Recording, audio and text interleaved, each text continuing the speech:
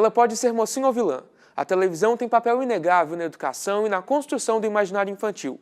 São muitos os programas voltados para esse público, que variam desde o modelo tradicional, em que um apresentador chama desenhos, até os preocupados com a questão pedagógica, como o premiado Castelo Rá-Tim-Bum da TV Cultura, que completou 20 anos esse ano. No programa de hoje vamos entender como os programas infantis funcionam e como eles são recebidos pelo público. O Para Todos está no ar.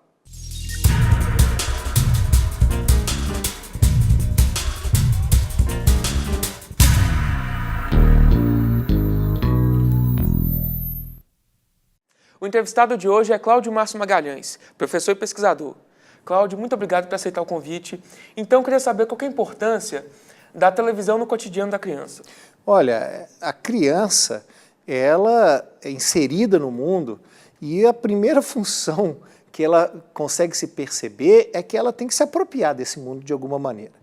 Então é óbvio, né, que a televisão, que essa janela aberta para o mundo, que vem trazer essa quantidade de informação de todas as coisas que acontecem, para ela tem uma função fundamental. Como já teve para gerações anteriores, as histórias contadas na hora de dormir, os próprios adultos que com ela convivem, todo esse imaginário que é construído, né, em torno dela, ela vai se apropriando de uma maneira ou outra e tentando entender o mundo. Como a televisão é um objeto onipresente na família das pessoas, e ainda ninguém me tira a ideia de que mesmo com a internet isso modificou, porque ela continua e ainda vai continuar durante muitos e muitos anos como um objeto onipresente na vida das pessoas, a criança vê na televisão esse lugar de apropriação do mundo, além até dos seus próprios lugares onde ela está convivendo, sua casa, sua escola. Portanto, ela tem uma importância fundamental para o desenvolvimento da criança. E para pensar no panorama histórico, quando que vai ser o primeiro programa voltado para esse público infantil? Olha, a ideia de se ter programa infantil, ela surge junto com a televisão, né? A televisão, ela surge muito com a ideia de mercado, principalmente no Brasil, né? Ela surge muito com essa ideia de ter público, formar público, etc. Mesmo em outros lugares, mesmo nos Estados Unidos, que também tinha a ideia de formação de mercado, mas mesmo na Europa, que você tinha muito mais uma ideia humanista da televisão, a preocupação com aquele sujeito que pode, do lado humanista, se transformar num cidadão, num sujeito que vai contribuir para a sociedade, como no outro lado, do lado do mercado, vai transformar-se num consumidor, essa criança sempre foi o objeto de produtos televisivos. Então, sempre que a televisão surge já com essa programação.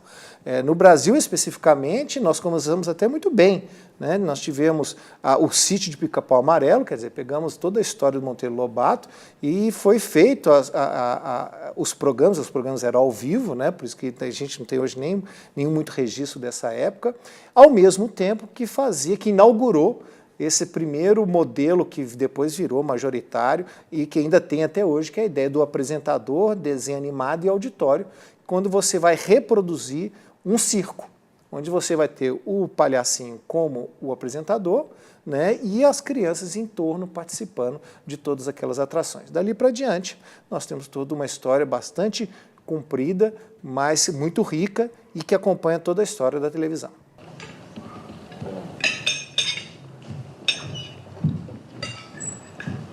Você não tá vendo o Taê aí pra nós de comer, hein, seu capetinha? Ele está comendo a antiga Anastácia. Eu nunca sentei numa mesa onde pra comer. Mas agora nós somos convidados de Dona Benta. E você tem amados, hein, coisa ruimzinha. Qual que eu vendo? O garfo, Saci. Não, vovô, é melhor a colher pra ele. Não, essa aqui é melhor, ó. Então, come? Isso, agora você pega a comida com a colher e põe na boca. Mas segura assim, não vai. Segura, Eu queria ver a Cuca comendo assim, de garfo e faca. Tá indo bem? Tá indo mais. Que gente educada não fala com a boca cheia. Desculpa.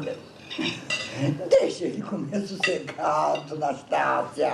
Além do Sítio do Pica-Pau Amarelo, que outros programas a gente vai ver? Vai ter o Vila Sésamo? Como que vai ser essa construção e evolução desses programas? Na realidade, você tem, então, o circo no princípio, depois você tem essas dramatizações que são feitas ao vivo, que é uma tradição, inclusive, do início da televisão brasileira, né? Que vai fazer muito teatro, digamos, transmitido para as pessoas. Também vão ter muita peça infantil nesse sentido, mas com a criação do videotape, você tem um pouco uma reformulação de toda essa história. E aí você vai começar a pensar quais outros modelos que funcionam, que estão acontecendo pelo mundo.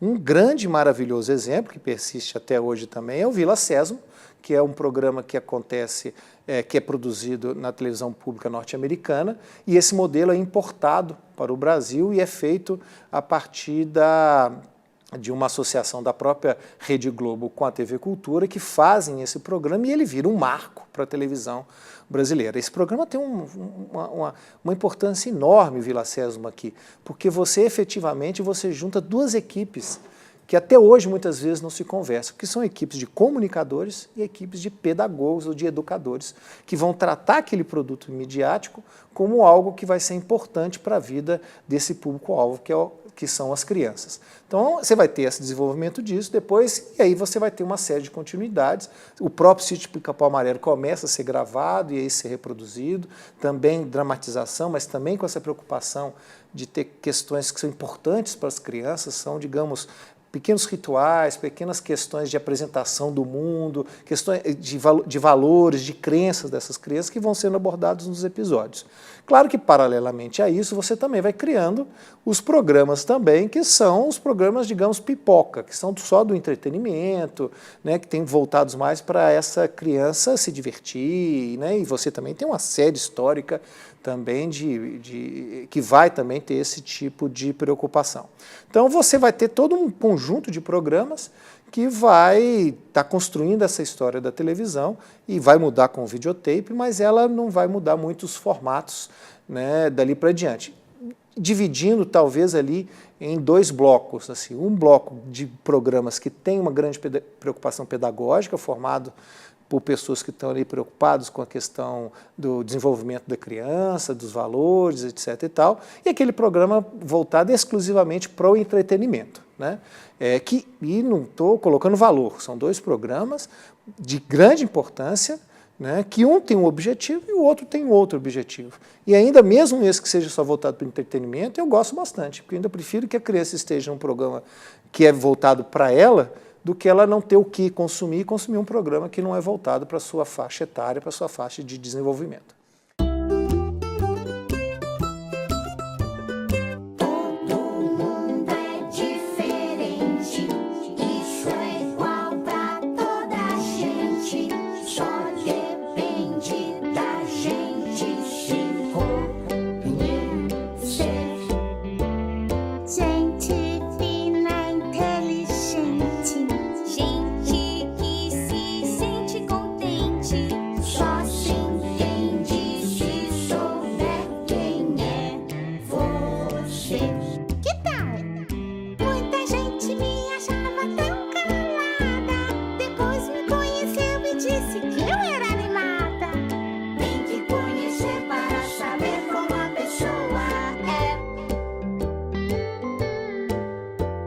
Muita gente que me achava um cara sério, só porque eu tenho essa cara de mistério. Depois me conheceu e viu que a amizade dava pé. E essa diferenciação entre esses dois modelos, o do apresentador que chama desenho e o ficcional. Uma criança, para ela assistir, por exemplo, um Castelo Rá-Tim-Bum, ela vai precisar de certa competência cultural para poder entender aquilo. E já o programa com desenho não vai precisar dessa competência. Então, eu queria saber do lado positivo e do negativo, porque, de certa maneira, o entretenimento ele vai só distrair a criança. Mas o educacional também ele vai cobrar de uma criança que, às vezes, não vai ter certa competência. Então, ele vai estar excluindo um público. Ó, na realidade, é bem interessante essa questão, mas eu queria voltar só um passinho para trás, Daniel, se você me permite, é dizer o seguinte, que os formatos não são comprometidos com seus conteúdos, né? Eu posso ter, como já tivemos no passado, programas com apresentadores, desenhos e auditório que eram tão ou mais comprometidos com a questão pedagógica e educacional do que outros que eram só apenas o ficcional, o interpretativo. Não vai ser o tipo de programa que vai definir se esse programa é mais ou menos educativo. Como eu te disse, tivemos ótimos programas como o Bombalalão e uma série de outros programas que tinham, sim, a preocupação pedagógica, mesmo você tendo um apresentador, tendo os desenhos animados, mesmo porque desenhos animados existem diversos. Existem desenhos animados que são ótimos enquanto instrumentos pedagógicos e outros que são apenas de divertimento. Tá? Então, não vamos nos fixar por questões de modelo, né? Nós também temos ficcionais que são muito ruins em termos de pedagogia e de educação. Tá? Então, não sendo de modelo, a questão de sim, o como vai ser educado essa criança é uma outra polêmica extremamente interessante e que eu gosto muito. Será que só divertir uma criança não pode também ser educativo? Será que o Tom e Jerry, para a minha geração e para as outras que vieram depois, não teve nada a nos ensinar? Né? Será que mesmo será que o Chaves, que foi de todas as gerações, que ainda está aí, ele também não tem nada para ensinar? Então, restringir a educação apenas a uma visão do tipo, eu aprendi alguma coisa, no sentido formal, ok, eu assisti esse programa, a partir de agora eu sei o valor de não jogar papel no chão. Ou será que educar é você também abrir o mundo para essas pessoas e que a diversão, inclusive, é um direito que possa ser usufruído pelas pessoas? Eu tenho muitas dúvidas em relação a isso e não teria o que dizer, né, nesse sentido. Porque eu acho que mesmo esse jovem, quando ele assiste, por exemplo, um programa da Xuxa, dependendo de qual que é o contexto social onde ele vive, o tipo de escola formal que ele tem e o ambiente que ele convive, talvez aquele programação, que a princípio não está ali para educar, mas apenas para distrair, pode lhe dar um alento, uma tranquilidade, um sossego, que vai fazer com que ele aprenda determinadas coisas ali. Vai fazer com que ele, na educação, se a gente pode dizer assim, a educação é você sair de um ponto e ir para outro. E assim, eu não sei se a Xuxa, de repente, não sendo lúdica e dizendo assim, baixinho, vai lavar a mão, que isso é importante para você, se ele, a partir dali, ele começar a lavar a mão, e isso for, mesmo que a mãe dele tenha falado 20 vezes, mas ele escutou a Xuxa, ora, essa é a realidade da vida dele, talvez aquilo ali seja uma coisa importante, né? Então eu não gosto muito de discriminar, porque educação é uma coisa muito ampla. Agora, certamente, um programa que é voltado para as questões de valores sociais, para as questões da sociedade, para a formação do cidadão, para entender a criança naquela sua fase de desenvolvimento e saber que uma criança de 6 anos não vai desenvolver determinadas habilidades e compreensões que uma criança de 12, 13 pode desenvolver. É óbvio que esse tipo de programa tem um potencial muito maior de fazer com que essa criança saia daqui e chegue nesse ponto de cá, de uma maneira que ele possa contribuir para o seu próprio seu bem-estar e o bem-estar das pessoas que estão ali. Aí eu tenho uma educação no sentido plena, no sentido do objetivo que todos nós queremos de uma educação, né? Então, é claro que a partir disso, se eu estou aqui, se eu quero um programa que eu vou desenvolver essa criança daqui para cá, ela tem que estar já nesse patamar. Um dos problemas que existe, então, de programas que talvez sejam muito elaborados, por assim dizer, é de já contar com essa criança num determinado patamar, né? Então eu tenho um preconceito que é muito maluco se você for pensar. O programa muitas vezes é feito para algumas crianças que já são educadas. E aquela criança que não tem a formação da escola, ou não tem uma escola adequada, etc., ela não capta isso que esse programa está botando nesse nível. E aí, ele não consegue fazer esse desenvolvimento, né? Agora, é ruim? Não. Se ele só ter divertido e não ter dado esse pulo, eu também já acho ótimo ele já ter feito isso. Mas o cuidado que a gente deve ter é de pensar isso, que a educação, primeiro, ela não é só educação formal, ela acontece de várias formas, inclusive muitas vezes para o mal do ponto de vista moral daquela sociedade onde aquela criança está. Mas, de qualquer maneira, ela pode proporcionar o avanço dessa criança, né, entrando para a sua sociedade, para a construção do seu próprio conhecimento, também de uma maneira adequada, desde que a produção desse programa, dos seus roteiros, etc., tenham pensado nessa questão. Já é tarde, não é? É, eu creio que sim. Ainda mais que minha mãe está acabando de ficar muito bonita, como gosta o professor Girafales. E só vai sair quando estiver bonita? É sim.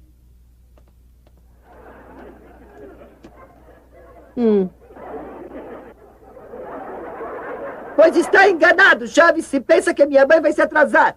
Sabe o que falta para minha mãe ficar bem bonita? Nascer outra vez. Isso! Você não vai com a minha cara? Ai, eu quase nem tive tempo de me arrumar. Será que o professor Girafales irá se incomodar se eu for assim mesmo? Não, ao contrário. Se for arrumada, talvez ele não a reconheça. E qual que vai ser o papel da escola, no sentido de recepcionar, de mediar esse sentido desses programas? Olha, a escola tem um enorme problema com televisão há muitos anos, né? Ela sempre considerou, muitas das vezes, a televisão como uma espécie de concorrente desleal. É aquele concorrente onde, quer dizer, a criança vai obrigada para a escola, ela considera que aquilo ali é uma coisa chata, e aí na televisão não, ao contrário, né? Ela faz isso com prazer, ela faz isso escondido, né? E a escola sempre, muito tempo, considerou como se fosse uma concorrente desleal. Isso é uma grande bobagem, porque a televisão ela é um instrumento. Assim como um quadro e giz, assim como é uma apostila ou um texto literário, ela é um instrumento que pode ser utilizado também pela escola. Há vários momentos, várias organizações, várias iniciativas que fazem com que a escola se aproprie dessa televisão, né, em benefício próprio. Infelizmente, ainda não se trata de uma política pública. Embora você tenha tido muitos programas governamentais em todos os níveis, municipal, estadual e federal, você ainda não sente isso incorporado nesses professores de se apropriar da televisão. Elas se sentem, a escola ainda se sente um pouco ainda temerosa para isso. O que ela deveria fazer é o que ela faz hoje já com giz, com apostila, com livro e com todos os outros meios com quais as crianças se interagem. A enorme vantagem da televisão é que ela gosta disso. Ela entende muitas vezes disso, talvez até por isso, porque como ela muitas vezes entende mais da televisão que o próprio professor, faz com que o professor tenha um pouco de receio de ser suplantado pela criança nesse conhecimento. O que, no meu ponto de vista, é uma grande bobagem, que ela deveria utilizar esse interesse pelo programa, por isso, para que ela possa utilizar isso em sala de aula. Mas o grande culpado, muitas das vezes, e na maioria das vezes, no meu entender, não é a própria escola em si, enquanto instituição, mas a formação dos professores. Os professores não são formados para buscar a televisão como um instrumento pedagógico. Então, como ele não é formado, ele não sabe como interpretar uma televisão, ele não sabe como tirar daquela televisão, daquela programação, algo que ele vai usar em sala de aula. E para isso, muitas vezes, ele tem que se apropriar desses projetos que são feitos por ONGs, de soluços governamentais que fazem isso dentro da escola, para poder aproveitar essas coisas. Então, também seria muito cruel da minha parte pedir para que os professores do nada façam isso. O que a gente precisa é ter uma enorme reforma no currículo da formação desses professores para a valorização das mídias como um todo. Não só a televisão, mas o rádio, a internet, qualquer coisa, porque nada melhor do que você pegar uma criança interessada e curiosa sobre o objeto da qual ela já está trabalhando. E muitas das vezes essa criança chega e a gente fala assim, televisão não é bom, escola é bom. Claro que na cabeça dessa criança eu já criei um grande problema para ela, porque ela gosta de televisão e ela pode até gostar de escola, mas se eu faço uma oposição, significa que se eu gosto de televisão, a oposição é algo que eu não goste, né? E cria um conflito nessa criança. É um grande desperdício, né? Já melhorou muito, antigamente era muito pior, né?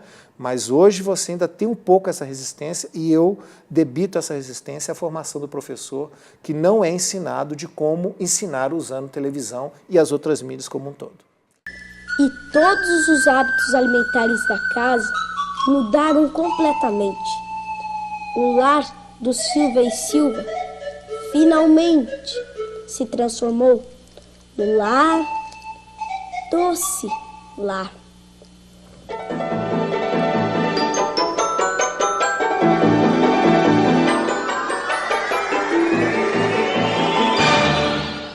A gente pode observar nos últimos tempos uma tendência de diminuição de programas infantis na TV aberta.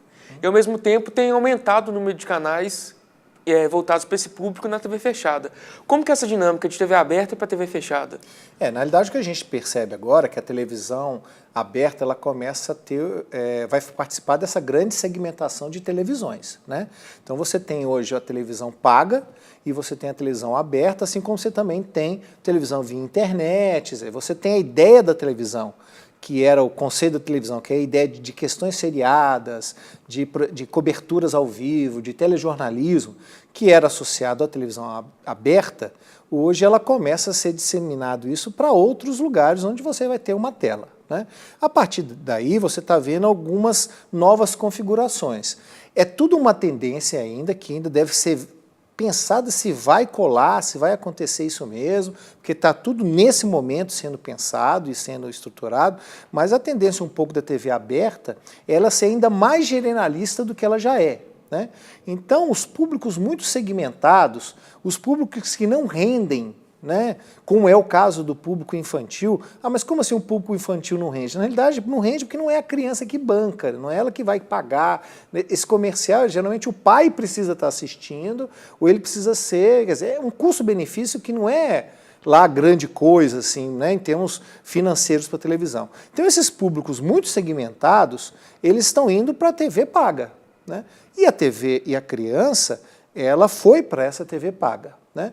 E isso é notório, porque hoje os maiores públicos da TV paga não são os públicos adultos, são os canais infantis. Os canais infantis hoje, tanto que quando você vai fazer pesquisa sobre os canais com maior audiência, você tem 3 blocos, né?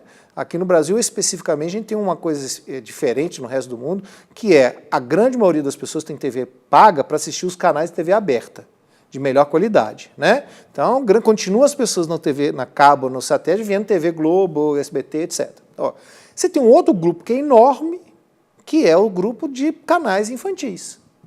E lá embaixo é que você vai ter os outros canais que a gente acha que é bonitinho, que tem grande prestígio, né? Canais de séries, etc. Então você tem já hoje um enorme público que é isso. Então isso é uma má notícia, porque significa que criança quiser ver programa de criança, vai ter que pagar, né? Mas a TV aberta jogou essa programação para a TV paga, porque ela não é um público tão rentável assim. É mais, como é que ele ficou rentável na TV paga? Porque eu, enquanto assinante, pago os canais de criança para que meu filho possa assistir. Então eu efetivamente estou pagando por esses canais, coisa que não acontece na TV aberta, porque na TV aberta não sou eu que pago pela TV aberta, quem paga é o anunciante. Na TV paga não sou eu que pago por essa TV, eu pai, né? Então você fez esse custo-benefício de diferenciação. Com isso, o público infantil está na TV fechada.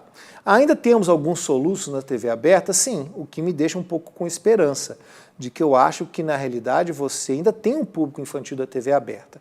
Um caminho que tem acontecido isso é a TV pública assumir, ou as TVs estatais, assumirem essa programação infantil, o que eu vejo com excelentes olhos, porque eu acho que a TV pública e a TV estatal não tem que concorrer com a TV comercial, né? Eles não têm que ficar brigando por anunciante, eles têm uma função social, e uma função social ótima para a TV pública e estatal seria fornecer para os jovens, para as crianças, uma programação que ensinasse sobre cidadania, que ajudasse na formação de valores, que mostrasse para ele a participação dele na sociedade, né?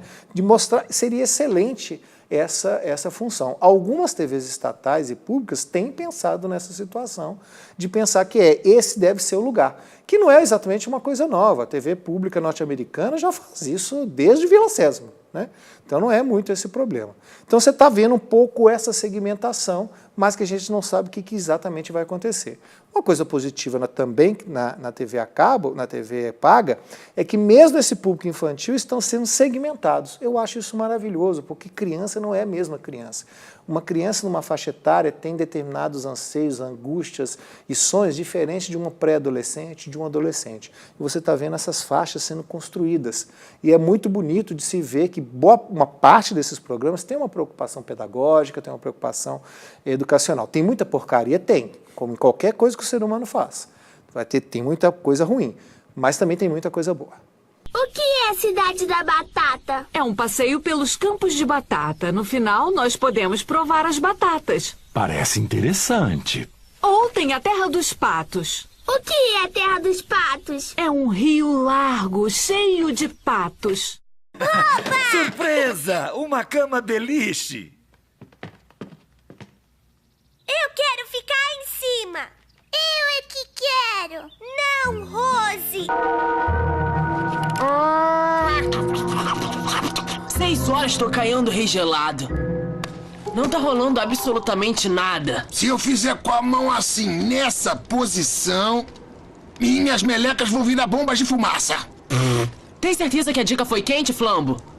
Qual é? Você sabe que eu tô por dentro! O Rei Gelado tá armando de raptar uma princesa hoje! Eu juro! E o Castelo Rá-Tim-Bum, ele completou 20 anos em 2014. E talvez seja um dos maiores programas produzidos no Brasil voltados para esse público.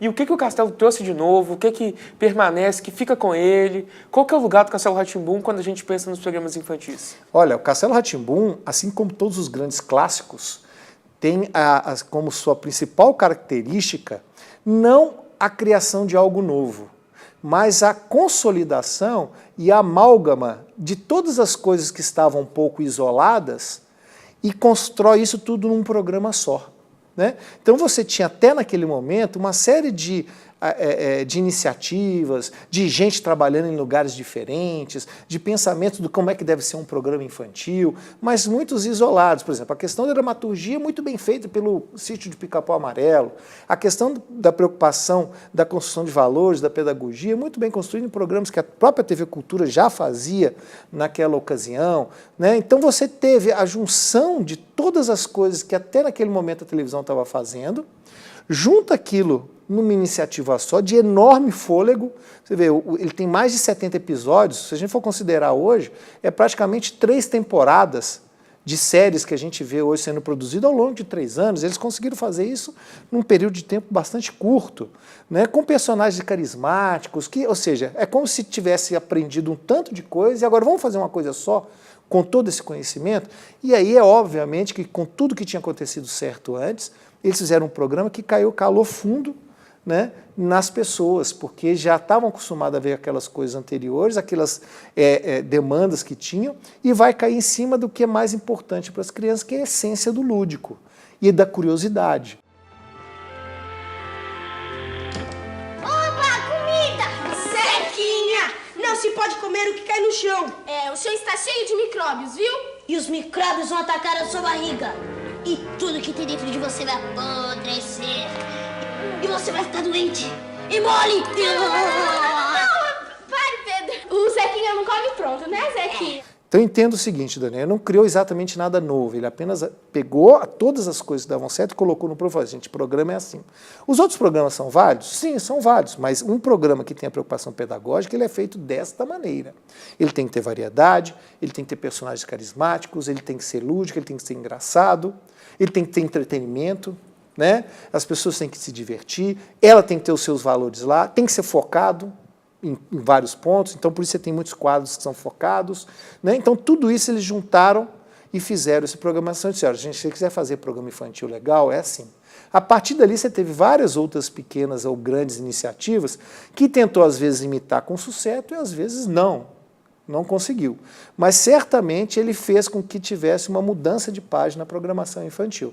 Não que deixou de ter programas infantis puramente para entretenimento, mas é óbvio que a partir daí você conseguiu, o público, as pessoas começaram a entender que você poderia ter programas infantis, né, que eram legais, bem produzidos, que não necessariamente tinha que ser uma apresentadora com programas infantis, desenhos animados e um auditório fazendo gincana.